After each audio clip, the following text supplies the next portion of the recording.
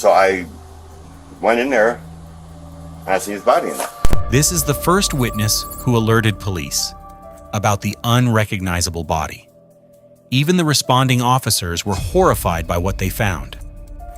The body had been so brutally disfigured that it couldn't be identified by appearance alone. His face had been beaten so badly that officers could barely recognize him. You have a good face shot of the guy? Not a good face shot, because it's like this. With almost no evidence to work with, investigators focused on a handful of key suspects who might lead them to the killer. Blood all over the ground by the dumpster, and that his head looked like a smashed watermelon. Hit him a couple of times and then stomped him a couple of times. But who could have committed such a brutal attack? This wasn't just an act of violence, it was extreme brutality. As the investigation intensified, police raced against time, not knowing what the killer's next move would be before they could catch him. I want you to set your phone and your drink on that little concrete barrier right there. On the morning of July 30th, 2023, Lakewood police were dispatched to the Morning Tree Park apartment complex after a resident reported finding something horrifying near one of the dumpsters. Within minutes, officers secured the scene and began interviewing the man who had made the discovery. So who was the one that saw him? Who called? You did, sir? Me. So what happened? What did you see? Like, how did this all... Okay, me and her, was kind of like dumpster digging, right? And I see this red stuff, you know, we can have the dumpster. So I went in there and I seen his body in there. While searching through the dumpster, the witness noticed blood slowly flowing out from underneath it. Curious, he leaned over and looked inside. Lying there was an elderly man covered in blood. The injuries were so severe that his face was almost impossible to recognize.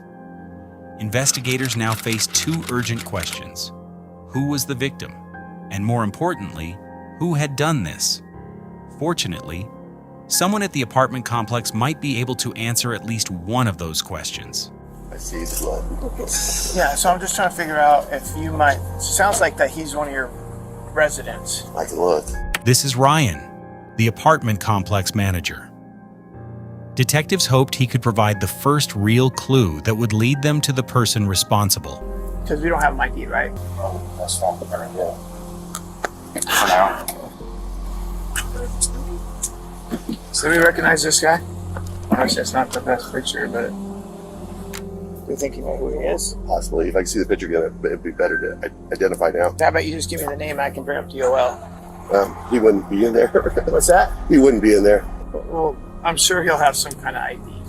Mm, You don't think so? absolutely not. Never? No. Okay. He's a really nice guy, actually, though. I mean, I had a relationship with him, you know, like friend-wise. He don't even trust like anybody with like social security cards or anything. He won't sign a lease. So he'd probably be about 63, 65, somewhere in there. He's partially African American, but he's really light skinned. Skinny, tall. Yes. Skinny. Yeah. Yeah, that could be Leonard. What's his last name? And we're working on that right now. Well, they're turning their computers on right now, right? You want to come with me? I can just give you a key. I'll give you a ride over there and ride back if you want. No. We'll drive over there to go check on him. But yeah, but she's still trying to pull the data. Yeah, but I can pull a key for you and she'll get that. Yeah, we'll go check on it. So right. A9, I will meet you over there. I'll meet you. Yeah. The manager believed the victim was a longtime resident named Leonard, but confirming his identity wasn't going to be easy. According to the manager, Leonard deeply distrusted the government. He rarely carried identification, avoided official paperwork whenever possible, and preferred to keep almost no personal records connected to his name. That meant investigators couldn't simply recover a driver's license or wallet to identify him.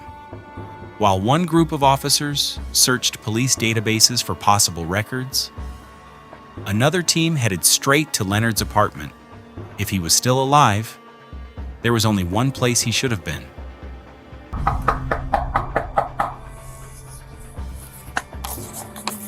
Leonard, Lakewood Police, we just need to know that you're okay.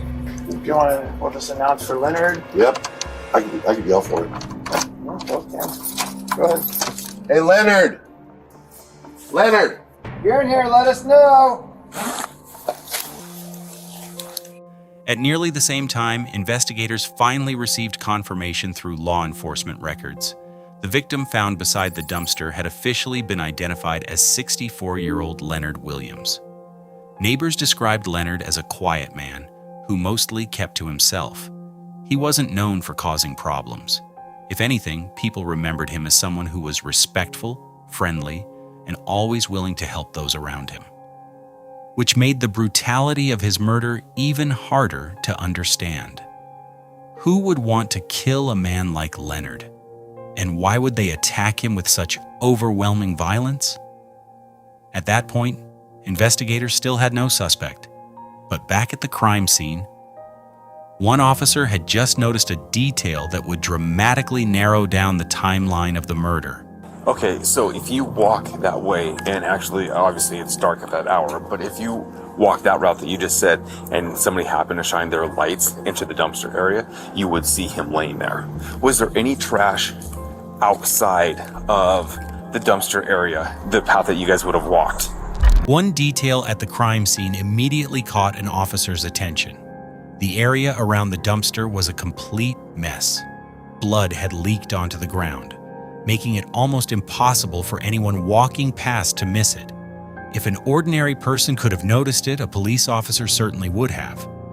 That observation prompted detectives to revisit an earlier call from the same apartment complex.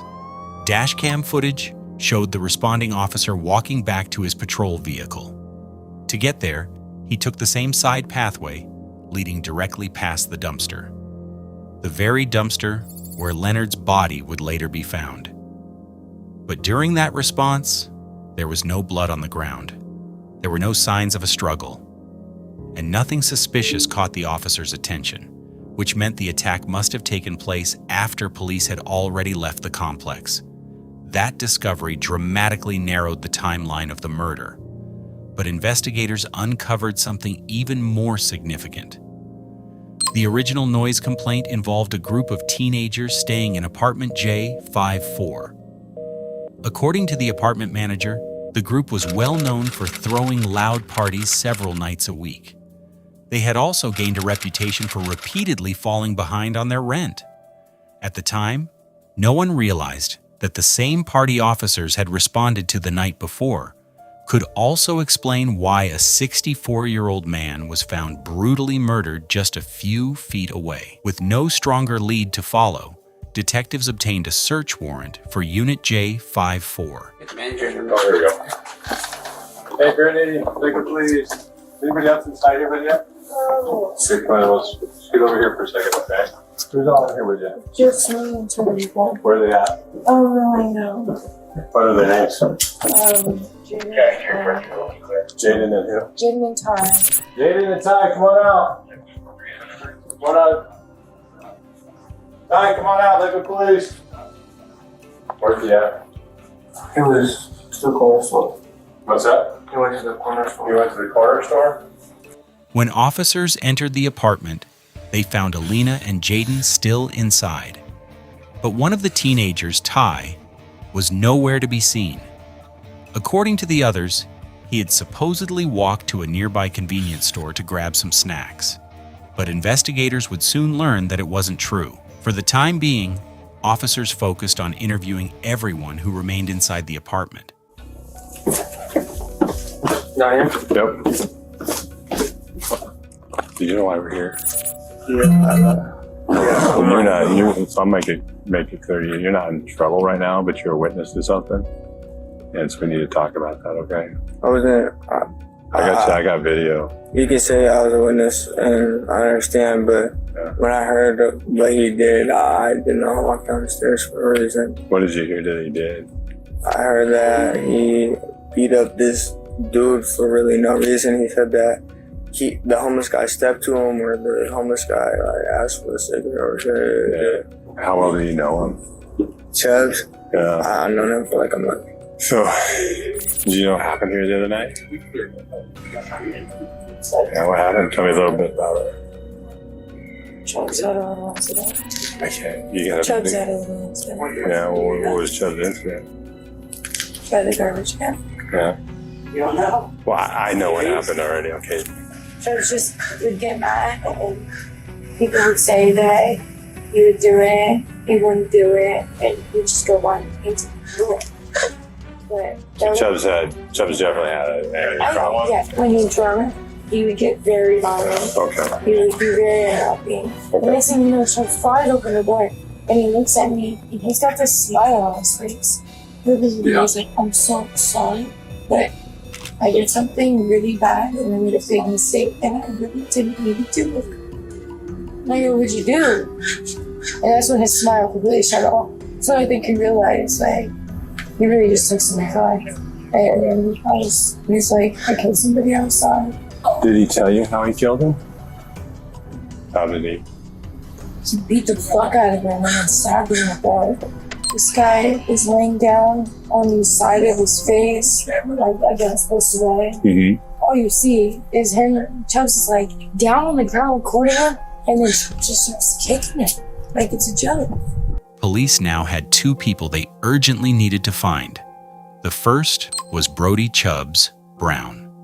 The second was Trey Crystal, better known as Ty. However, investigators quickly made 17-year-old Brody Brown their primary suspect. According to Alina, Brody had consumed 2 bottles of tequila the night before. She also told detectives he had been under the influence of marijuana. Even before that night, Brody had a reputation for becoming aggressive whenever he drank. At some point during the party, he stepped outside the apartment. That's when he encountered Leonard Williams in the parking lot. Investigators believe Leonard may have confronted him about the loud music, or because of Leonard's well-known paranoia, he may have simply been talking to himself. Whatever was said between the two, it was enough to trigger a violent reaction. Brody allegedly saw Leonard as an easy target, and within moments, the 64-year-old became the victim of a brutal and completely unprovoked attack. But Alina wasn't finished. She revealed something even more disturbing. According to her, Brody had recorded the entire murder on Snapchat. He allegedly filmed himself beating and stabbing Leonard before sending the video to several people who had been at the party. With Brody now considered the prime suspect, officers requested additional resources, including air support, to help locate him as quickly as possible. While that search was underway, police received another call involving a man seen running through the Morning Tree apartment complex. Officers soon identified him as Trey Crystal, also known as Ty, the same teenager who had disappeared before police entered apartment J54. After officers located him, Ty agreed to speak with detectives. Just tell me a story. Just take me from the beginning to the end. What happened that night? Yeah, he ended up really drunk, and then he was like trying to fight everyone at the party, but no one would fight him because either they would win and then he was like backing down or stuff like that. Okay. So he couldn't fight anyone there, and so he went outside all mad. And then there's this homeless dude or whoever it was walking by, and then he was like, "Oh, keep stepping, keep walking." And then the homeless dude was like, "All right," and then he was like just walking away. And then Chubbs just started getting mad and then just like ran up on him and punched him. And then he just started stomping on him.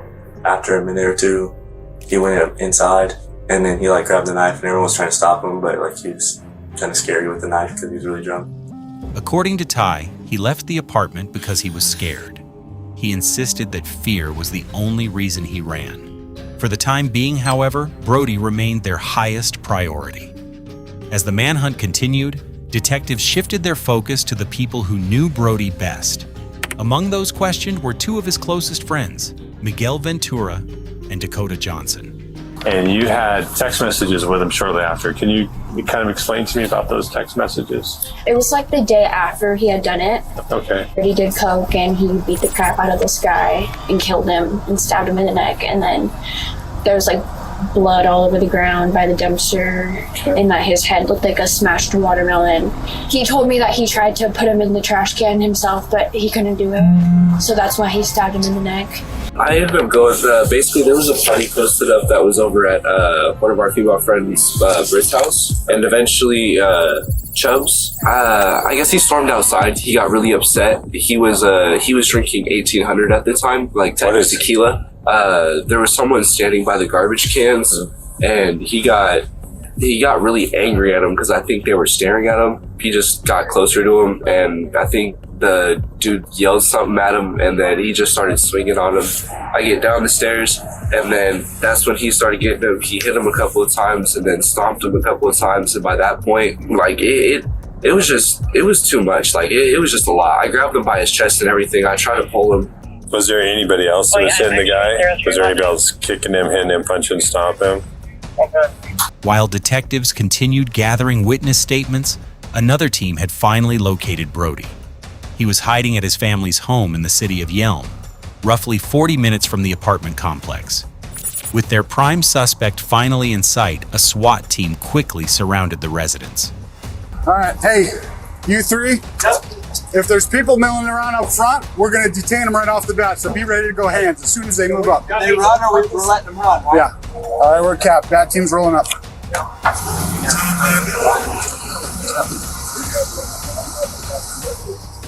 Nailing the stairwell. Dom, it's this first entryway right here on the right. Hey, move up. Move up. I want to be able to see that door. Hey, let's bring it back here. No sense in standing out there. No sense in standing out there. There we go. All right, I got hands on her. Okay. You got cuffs? Yep. Okay. All right. All right, step this way. Just keep your hands up. I want you to set your phone and your drink on that little concrete barrier right there. You decide? Now I want you to step out to me. Come on. Put your hands on your head, flip around, face the building. Okay. We're good for right now. Down. We're just detaining one more. Hey, come down. Set it down right there. Now put your hands on top of your head and step over to me. I appreciate your cooperation. I don't know what's going on.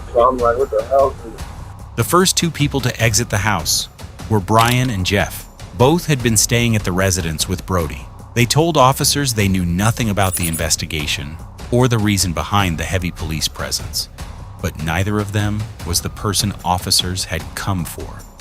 Seconds later, their primary target finally stepped outside. It was Brody Brown.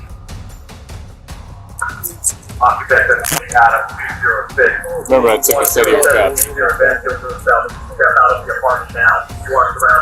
You guys can even hang here. We're just going to send an entry team out. Just want eyes on them. Okay. Hey, Jay, just for your knowledge, cell phone and Sprite belong to white t-shirt. Cell phone and what he was holding, black t-shirt. Okay. All right. Good? Kevin, what we got? Brian, Casas, Mike, and I are going to move up. You guys hold the windows. Hey, that's the primary. Yep. Primary right there. All right, black shirt. Start walking this way. Start walking this way. Keep walking, keep walking, keep walking. Their primary target finally stepped outside. It was Brody Brown. Brody was taken into custody without further incident. Prosecutors later charged him with first-degree murder and first-degree assault. At his initial court appearance, Brody pleaded not guilty. The judge set his bail at $1.5 million. Several months later, Brody returned to court for another hearing. This time, his defense took a different approach. Instead of maintaining his innocence, Brody changed his plea to guilty. With that decision, one of Lakewood's most disturbing murders finally reached its conclusion.